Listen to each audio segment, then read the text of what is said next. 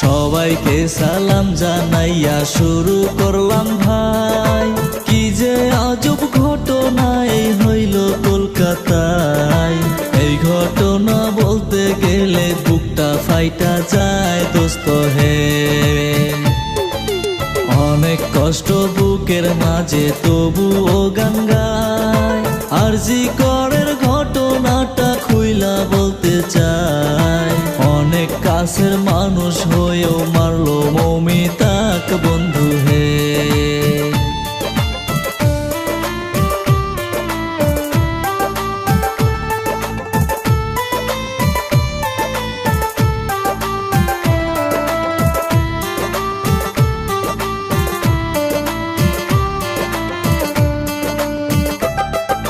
কি তো ছিল আমার বইনের বুঝলাম না তো ভাই, বিনা দোষে 20 জন মিলে মারলো মৌমিতাক।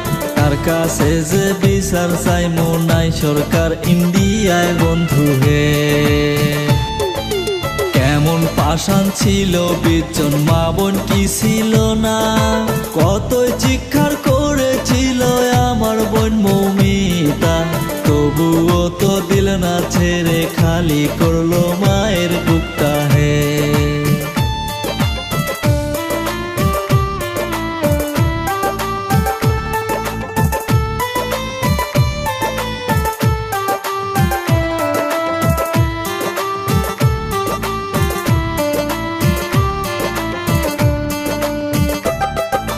কলকাতার ওই মমতা ব্যানার্জি চোখে কি দেখে না, সঠিক বিচার না করিলে জনগণ ছাড়বে না। সেই মায়ের সন্তান গেছে মায় জানে সেই ব্যথা বন্ধু হে। অনেক সুখে ছিল মৌমিতা পরিবারকে নিয়ে, 20 জন কাফের মারলো তাকে ষড়যন্ত্র করে। উচিত বিচার না হইলে কেমনে থাকি বসে মানুষ রে।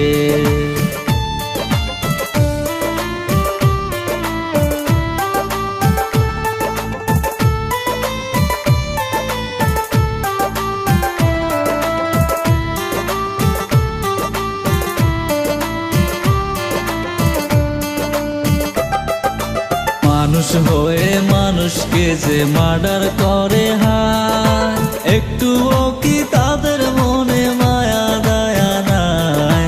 কঠিন থেকে কঠিন বিচার তাদের হতে চাই বন্ধু হে। বাঁচার জন্য কত চিৎকার করেছিল হায়, তবুও তো হয় নাই মায়া কাফেরের কলিজায়। অনেক কষ্টই মরছে মৌমিতায়, বলতে পারে নাই কাউরে দোস্ত হে।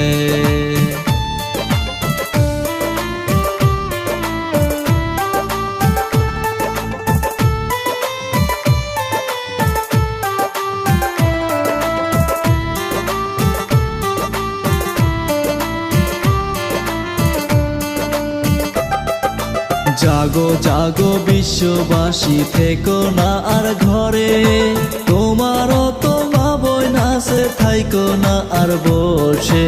এই প্রতিবাদ না করিলে আরো ঘুরে আসবে বন্ধু হে।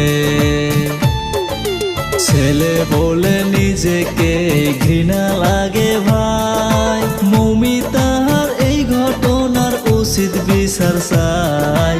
জাগো জাগো বিশ্ববাসী, মা বোনদের বাঁচাই দোস্ত হে।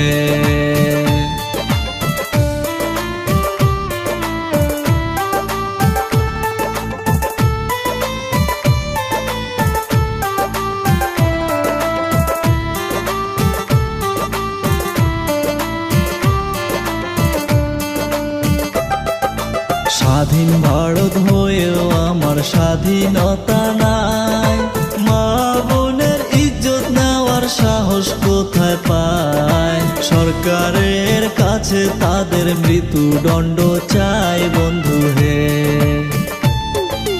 ভিডিওটা দেখায় মাত্র শেয়ার করবেন ভাই, গীতিকার মেহের জামাল আমি অনুরোধ জানাই। 2 নাম্বার ওই ভিডিও আরো কিছু বলার আছে দোস্ত হে।